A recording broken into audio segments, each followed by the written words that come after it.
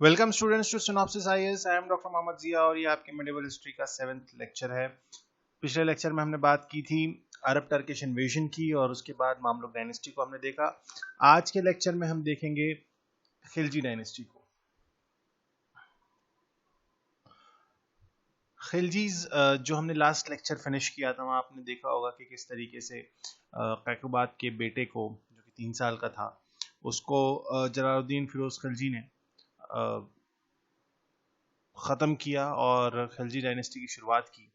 और जलालुद्दीन फिरोज खिलजी जो है ये 6 साल तक इन्होंने रूल किया 1290 टू 1296 और इन्हें क्लेमेंसी जलालुद्दीन भी कहा जाता है। ऑल्दो वो किसी को मार के और इस तरीके से, और ये एक्चुअली उस वक्त का निज़ाम यही था कि एक को मारना है और दूसरे से ऑक्यूपाई करना है। और but he was more, he was more into that he wanted to follow peace. He wanted to rule without violence और इसकी वजह से वो थोड़ा सा एक उनका जो एडमिनिस्ट्रेशन पे कंट्रोल था वो नहीं रहा। हुआ क्या उनके दौर में कारा में मलिक छज्जू जो वहाँ का वो कहना चाहिए अपॉइंटेड गवर्नर कह लो या जो भी इंचार्ज था, उसने क्या किया, उसने रिवोल्ट कर दिया एंड ही सप्रेस दैट। और उसके बाद अलाउद्दीन खिलजी, अब यहाँ से मूवी पद्मावत शुरू होगी। अलाउद्दीन खिलजी जो है उसको गवर्नर ऑफ कारा बनाया और Alauddin was as you must have seen in the movie that he was his son-in-law as well as nephew. इसी दौर में क्या हुआ, सुनाम तक जो है 1292 में Jalaluddin defeated the Mongols also. तो मंगोल इन्वेजन को भी इन्होंने सप्रेस किया। लेकिन जलालुद्दीन की जो पीस पॉलिसी थी उससे हर कोई खुश नहीं था और जो नोबल्स थे और जो मिलिट्री कमांडर्स थे उनमें एक बड़ा अनरेस्ट सा था जलालुद्दीन खिलजी की इन पॉलिसीज को लेकर। और इसी का इम्पैक्ट ये हुआ कि धोखे से अलाउद्दीन खिलजी ने अपने चचा और फादर इन लॉ बोथ उसका कत्ल किया और खुद जो है अलाउद्दीन खिलजी जो है वो सुल्तान बन गया 1296 से 1316 तक। सो अलाउद्दीन खिलजी ने invasions, now we are going to discuss Alauddin Khilji in detail. तो अलाउद्दीन खिलजी का जो इन्वेजन नॉर्थ में था उसके दो बहुत ही इंपॉर्टेंट जनरल्स थे। एक था उलूग खान और दूसरा था नुसरत खान। नुसरत खान ने गुजरात कॉन्कर किया था, उसने रणथंबोर कैप्चर किया और हमीर देवा जो रणथंबोर का रूलर था उसका मर्डर किया, he was killed. He captured Malwa, Chittor, Dhar, Mandu, Ujjain, Marwar, Chanderi and Jalore. तो नॉर्थ में almost whole Rajasthan, almost the whole north western part of the country ये उसने ऑक्यूपाई किया, कॉन्कर किया। उसके बाद he was the first sultan who attacked south of India. तो ये मैंने आपको हमेशा से बताया था कि अलाउद्दीन खिलजी के टाइम सदर्न जो रियासतें थी वहाँ पे भी पहली बार अगर किसी ने अटैक किया तो वो अलाउद्दीन खिलजी था। सो ही मलिक काफूर जो है साउथ कॉन्कर करने में, देखो नॉर्थ कॉन्कर करने में उलूग खान और नुसरत खान का बहुत बड़ा रोल था, लेकिन अलाउद्दीन खिलजी के लिए सदर्न अटैक्स को लीड करने में मलिक काफूर का बहुत इंपॉर्टेंट और क्रिटिकल रोल था। He was a very able military general Malik Kafur. Prataparudra two of Warangal, Ramachandra Deva and Yadav king of Devagiri, Veer Ballala three, the Hoysala king, इन सबको हराया। रामेश्वरम में मस्जिद बनाई and the kingdom of south acknowledge the power of Alauddin Khilji and paid his monetary tributes. तो अलाउद्दीन खिलजी को उन्होंने पैटर्नाइज किया, उन्होंने उसके एक्नॉलेज किया उसकी पावर को। किसने? किंगडम ऑफ द साउथ ने। इसीलिए आप यहाँ पे देखेंगे कि खिलजी डायनेस्टी ये यहाँ पे आप देखेंगे कि ये जो खिलजी डायनेस्टी है यहाँ तक आया, this is and even they have conquered this. तो तुगलक जब आएंगे तो ये और ज्यादा एक्सटेंड इसका बढ़ेगा। सो मंगोल इन्वेजन इनके टाइम भी हुआ और एक दो बार नहीं पूरे 12 बार हुआ and he successfully resisted each and every Mongol invasion. Now this is why जब हमने लास्ट लेक्चर में आपने देखा होगा कि हमने कहा था कि इल्तुतमिश और अलाउद्दीन खिलजी के बाद किसी रूलर को महान कहा गया तो वो बलबन था। तो अलाउद्दीन खिलजी क्यों महान था? हिस्ट्री और आप उसको जिस greatest Muslim ruler of Delhi सल्तनत, मुगल्स इसमें इंक्लूडेड नहीं है, लेकिन आप अलाउद्दीन खिलजी से वो क्रेडिट नहीं ले सकते। अगर किसी ने मंगोलों को, मतलब मंगोल्स का, मैं आपको अगर ये एक, आप ऐसे समझिए कि लिटरली वो जिस शहर या जिस गांव से गुजरते थे वहां पे कोई जिंदा नहीं बचता था। They don't leave even in an animal alive, वो सबको जला देते थे। तो ये मंगोल्स इतने खतरनाक, मतलब मंगोल्स ने टर्की तक को ऑक्यूपाई करने की कोशिश की। तो आप समझ सकते हैं मंगोल कितने खतरनाक अटैकर्स थे, कितने खतरनाक वॉरियर्स थे। और उन मंगोल्स के आगे 12 बार डिफेंड करना इज नॉट, आप ये क्रेडिट, वरना हिंदुस्तान पे टर्किश नहीं मंगोल रूल हो रहा होता अगर अलाउद्दीन खिलजी जो है इसे डिफेंड नहीं करता। पॉलिसीज क्या थी? he followed the divine right theory of kingship का मतलब कि वो फैमिली वाला जो जो एक हायरार्की वाली चीज है वो चलेगी। he introduced four ordinances and prevent repeated revolts. He impounded pious grants and free grants of land, तो ये सब उन्होंने impound किया। he restructured the spice system को फिर से वो किया। he banned social parties and wine, ये इन्होंने एक चीज बैन की। He introduced a permanent standing army. So army के नेचर को, आर्मी के ऊपर बहुत, अभी हम आगे देखेंगे कि अलाउद्दीन खिलजी के मिलिट्री कहना चाहिए कि रिफॉर्म्स जो थे। He started system of branding of horses, descriptive roster. ये जो सिस्टम ऑफ ब्रांडिंग हॉर्सेस था इसे दाग कहा जाता था। दाग कहा जाता था। दाग क्या था कि हर घोड़े के ऊपर वो गरम वो करके वो हॉट सील लगाई जाती थी, उसे दाग दिया जाता था जिससे वो घोड़े का डिमार्केशन होता था, वो घोड़े को एक आइडेंटिटी दी जाती थी, तो ये ब्रांडिंग की जाती थी। तो ये जो system of branding of horses was known as dagh. Descriptive roster of individual society to innovate corruption, क्योंकि देखो नोबेलिटी में अब तक, अभी तक आप देखोगे स्लेव डायनेस्टी में या मामलुक डायनेस्टी में इतना ज्यादा स्ट्रक्चर्ड जो है वो एक मिलिट्री सिस्टम नहीं था। अलाउद्दीन खिलजी आया और जब उसने साउथ तक को ऑक्यूपाई किया, तो साउथ तक को कॉन्कर किया और वहाँ के लोगों ने उसे पैट्रनेज और उसे जो भी मॉनेटरी कहना चाहिए प्रेजेंट्स देना शुरू किए। Then he realise that what is the importance of army. तो उसने अपनी आर्मी के ऊपर बहुत ज्यादा काम किया। उसके बाद ऐसा नहीं है कि उसने सिर्फ आर्मी पे काम किया, आगे आप देखोगे कि उसके रेवेन्यू रिफॉर्म्स बहुत अच्छे थे। सो आगे बढ़ते हैं, मिलिट्री रिफॉर्म्स की पहले हम बात करेंगे। Alauddin Khilji maintained a strong and huge standing army to safeguard his empire. तो उसको ये पता था कि मंगोल्स बार बार अटैक कर रहे हैं, दूसरे जो कहना चाहिए टर्किश जो दूसरे कबीले थे वो भी अटैक करने की, सेंट्रल एशिया से भी अटैक आ रहा था, मंगोलों का भी अटैक आ रहा था। ऑन दी अदर हैंड जो साउथ में और जो राजपुताना में जो उसने कॉन्कर किया वो भी था। तो इंटरनल एक्सटर्नल दोनों थ्रेट्स थे अगर आप कंट्री के पॉइंट ऑफ व्यू से समझें। तो उन दोनों को जो है संभालने के लिए, उन दोनों को डिफेंड करने के लिए he needed a, and he actually maintained a very strong and huge standing army. ये हमने ब्रांडिंग ऑफ हॉर्सेस दाग की बात पहले भी पढ़ ली। He abolished the jagir system and paid the salaries in cash. तो इससे पहले जो जागीरें थी या जो इक्तादारी थी वो क्या था, इक्तादारी थी या जागीर दे दी जाती थी, उसका कुछ हिस्सा वो खुद रखते थे और कुछ हिस्सा जो है वो शाही खजाने में जमा कर देते थे। तो अलाउद्दीन ने इस सिस्टम को खत्म किया और उन्होंने कहा कि नहीं, हर सोल्जर को 234% एक साल का जो है वो फिक्स पे मिलेगा, और अगर वो 2 घोड़े मेंटेन करता है तो 78% जो है वो एक्स्ट्रा सैलरी दी जाती थी सिपाही को। तो इससे एक चीज ये हुई कि जो अननेसेसरी करप्शन था, करप्ट प्रैक्टिसेस थी, फॉल्स जो बना रखे थे इक्तदारों ने और जो जागीरदारों ने, जो फॉल्स डॉक्यूमेंटेशन और जिसकी वजह से वो लूट रहे थे, करप्शन कर रहे थे शाही खजाने के साथ, वो खत्म हुआ। और आरज ममालिक और अर्ज ममालिक was the incharge for the appointment of soldiers. तो ये अर्ज ममालिक जो है ये इंपॉर्टेंट है, ध्यान रखिएगा। जागीर सिस्टम को अबॉलिश किया, सैलरी किसमें देने लगा, कैश में देने लगा।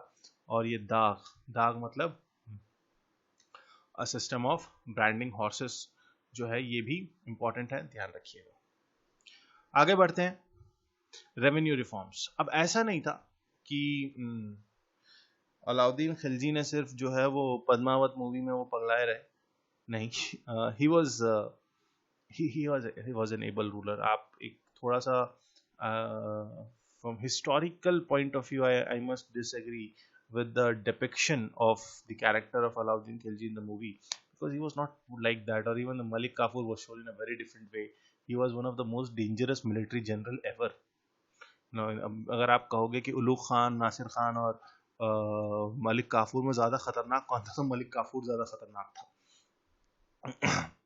सो लैंड रेवेन्यू की अगर हम बात करें, रेवेन्यू रिफॉर्म्स की बात करें, तो सबसे पहले he introduced a scientific method of measurement of land for the assessment of land revenue. उसने बोला भाई साहब ये ऐसे नहीं चलेगा कि इतनी जागीर दे दी और इतना रेवेन्यू दे दो, नहीं, there is a system of measurement of land, और उसका जो भी आपका लैंड का मेजरमेंट होगा उसी बेसिस पे आपका रेवेन्यू तय होगा।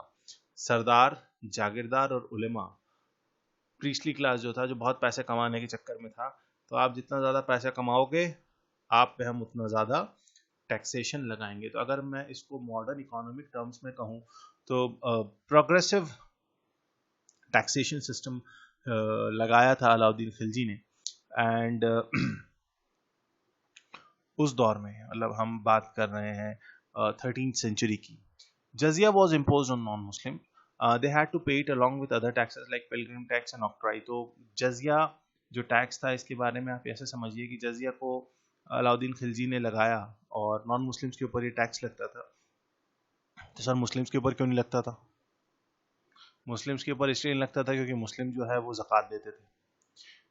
तो ज़कात का पैसा जो है, ज़कात इज लाइक एनुअल, आज भी देते हैं, so zakat is like your annual tax on your assets and savings, बहुत सिंपल लैंग्वेज में अगर समझें। और उसने क्या किया, अलाउद्दीन खिलजी ने एक और चीज़ की कि ये जो ब्राइबरी और करप्शन बहुत ज़्यादा हो रहा है, तो क्या करो, जो रेवेन्यू ऑफिसर्स हैं उनकी सैलरी बढ़ा दो। तो इससे क्या होगा, उनकी जो कहना चाहिए रेवेन्यू है, या जो उनकी जो सॉरी जो करप्शन है या जो ब्राइब या रिश्वत वो ले रहे थे, जाहिर सी बात है जब ज़्यादा सैलरी सरकार की तरफ से मिलने लगेगी तो करप्शन क्यों होगा। ही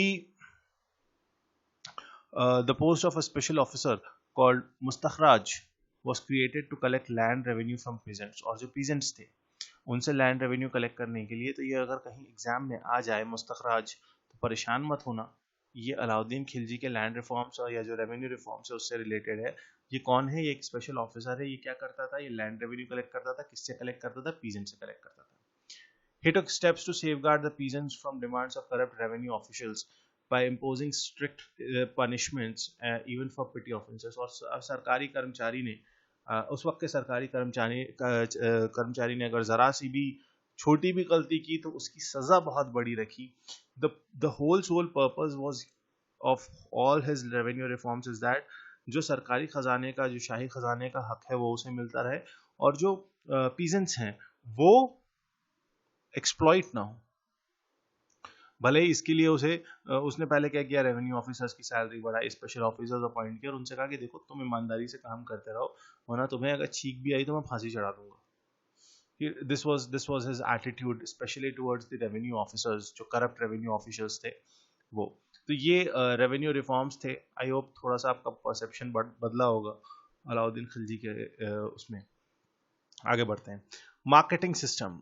उन्होंने एक ऑफिसर सेट किया जिसका नाम था Diwan Riyasat, and in the office Shahna Mandi to standardise the market. अब एक दीवान रियासत, एक ऑफिसर अपॉइंट हुआ और उस ऑफिस का जो हेड था जैसे शाहनाए मंडी, शाहना मीन्स द मेजर मंडी, और उसको स्टैंडर्डाइज करने के लिए मार्केट में वेट्स को स्टैंडर्डाइज करना, मेजरमेंट्स को स्टैंडर्डाइज करना। The merchant should have to register themselves in the office, that is Shahanai Mandi, before selling their goods at the fixed rate। तो सबसे पहले उन्होंने क्या किया, मार्केट रेट को फिक्स किया और मर्चेंट से कहा कि देखो ऐसा ऑफिस में आके जो रजिस्टर कराएगा सिर्फ वही शाहनाए मंडी में अपना सामान फिक्स्ड रेट में बेच सकेगा, जो कि ऑलरेडी तय है। क्यों? क्योंकि मेजरमेंट्स को स्टैंडर्डाइज कर दिया गया, वेट्स को स्टैंडर्डाइज कर दिया गया, और उनसे कहा गया कि अब आप इसी पे, अब आज आप देखोगे हर शहर में, हर जिले में एक कृषि उपज मंडी होती है, और उस कृषि उपज मंडी में किसान आता है, रजिस्टर करता है, वहां पे मिडिलमैन रजिस्टर होता है, सरकार ने एमएसपी तय कर दी फिक्स रेट, और उसी के अकॉर्डिंग ही सेल परचेज का ट्रांजैक्शन होता है। तो ये जो सिस्टम्स हैं, मार्केटिंग सिस्टम आप कह लीजिए, आप रेवेन्यू रिफॉर्म्स कह लीजिए, आप मिलिट्री रिफॉर्म्स कह लीजिए, वो जो है ये कहीं ना कहीं ये इवॉल्व होना शुरू होगा। अब ये आज हमारा जो मॉडर्न डे सिस्टम है, चाहे मिलिट्री का हो, मार्केटिंग का हो, रेवेन्यू का हो, दूसरी कोर्ट्स के जो आप टर्मिनोलॉजीज कही, अगर if someone is a lawyer और प्रैक्टिसिंग लॉयर, लॉ में तो एज सच आपको पढ़ाने में तो नहीं आता, लेकिन जब आप कोर्ट में प्रैक्टिस करने जाते हो तो वहाँ पे आपको बहुत सी ऐसे टर्मिनोलॉजी मिलेंगे जो फारसी के हैं या उर्दू के हैं, और वो उसी वक्त से, ये इसी दौर में भी मतलब ये अलाउद्दीन खिलजी और ये दिल्ली सल्तनत और मुगलों के दौर से ही वही टर्मिनोलॉजी कोर्ट की चली आ रही है। आप देखेंगे कि बहुत ज़्यादा उर्दू और पर्शियन का इस्तेमाल है कोर्ट की लैंग्वेज में। तो उसकी वजह यही है कि मुगल्स के बाद अंग्रेज आए तो उन्होंने इंग्लिश और उर्दू या फारसी को ज़्यादा डोमिनेट किया, और ये आज भी कहीं ना कहीं हमारे कोर्ट्स में, हमारे दूसरे जो सिस्टम्स हैं वहाँ उस दौर के सिस्टम रिफ्लेक्ट होते हैं। अब ये आपको यही तो कनेक्ट करना है कि अगर आपसे कहा जाए, मान लो इकोनॉमिक मार्केटिंग या एग्रीकल्चर मार्केटिंग पे आपको कोई ऐसे, या आपको फार्मर्स कंडीशन पे या मार्केटिंग पे कुछ भी एनी टॉपिक, तो आपको अगर ये पता है हाउ टू, देखो हिस्ट्री पढ़ने का पर्पस ये है कि how you can connect it to the present, how you can relate it to the present. If you ना सी, शहनाई मंडी एक ऑफिस था, ये एक फैक्ट है, लेकिन उस शहनाई मंडी का आप सिस्टम समझिए। उसका सिस्टम कहता है कि मर्चेंट जो है उसको पहले आकर रजिस्टर करना पड़ेगा। आज भी देखिए हर हर आपको जब जीएसटी होता है तो आपको जीएसटी नंबर लेना पड़ता है अगर आप मर्चेंट हैं। अगर हम एमएसपी की भी बात ना करें, हम एमआरपी की बात करें, तो एमआरपी क्या है? फिक्स है, एक फिक्स रेट पे काम चल रहा है, मतलब फिक्स्ड उस पे काम हो रहा है, टैक्स रेट फिक्स है, तो जो रजिस्टर है सिर्फ वही सेल करेगा, सेलर भी रजिस्टर होता है। सो ये जो एक सिस्टम है, ये कैसे आज का सिस्टम इवॉल्व हुआ अलाउद्दीन खिलजी के दौर से, तो ये समझना जरूरी है। चाहे आप रेवेन्यू रिफॉर्म ले लो, देखो करप्ट प्रैक्टिसेस को करने के लिए हमेशा क्या होता है, जैसे आप पे कमीशन की बात करते हैं, आपने सुना होगा ना, 6th पे कमीशन, 7th पे कमीशन, अब 8th पे कमीशन, इस तरीके की बातें चलती हैं। क्यों? उनका ये कहना है, हमेशा से ये रहा है कि एडमिनिस्ट्रेटिव उसमें जितनी ज्यादा सैलरी होगी, करप्शन उतना कम होगा। अलाउद्दीन खिलजी ने क्या किया? यही तो किया है। सी, he increased the salary of the revenue officials to check the bribery and corruption. Why, this IAS and bureaucrats को इतनी luxurious life क्यों, इतना कुछ सरकार खर्चा उठा रही है, टेलीफोन से लेके माली तक का? उसकी वजह यह है कि भैया इनका ध्यान जो है ना इन चीजों में ना जाए, इनको इस तरफ से आराम दे दिया जाए कि इनको घर की फिक्र ना हो, बच्चों की फिक्र ना हो कि कहाँ पढ़ेंगे, कैसे पढ़ेंगे, so that why after becoming a bureaucrat you're getting all this, so that your whole concentration should be on your duty. See, here also same thing, and this is where the real purpose of studying history comes in, so that you can relate, you can connect your present with your history. So I hope this point is clear to you. Moving on, Alauddin Khilji जो है वो कुतुबुद्दीन मुबारक शाह, उसके बाद आते हैं नसीरुद्दीन खुसरो शाह आता है, ये कुछ ज़्यादा इंपॉर्टेंट कर नहीं पाए, और अलाउद्दीन खिलजी जब 1316 में इनका इंतकाल हो जाता है, ये मर जाते हैं, he died. Successors of Alauddin Khilji were weak rulers. Eventually in 1320, governor of Punjab Ghazi Malik conquered Delhi, और इस गाजी मलिक ने, देखो जो जलालुद्दीन फिरोज खिलजी ने खैकुबाद के साथ किया था, वो गाजी मलिक ने तुगलक खिलजी के साथ किया। तो गवर्नर ऑफ पंजाब कौन था उस वक्त? गाजी मलिक। उसने एक ग्रुप ऑफ नोबल्स के साथ दिल्ली पे कब्जा किया, और दिल्ली पे कब्जा करने के बाद उसने टाइटल क्या लिया? गियासुद्दीन तुगलक। और ये गियासुद्दीन तुगलक जो है, ये पहला रूलर बना किसका? तुगलक डायनेस्टी का, तुगलक रूल का, और यहां से शुरुआत होती है तुगलक डायनेस्टी की।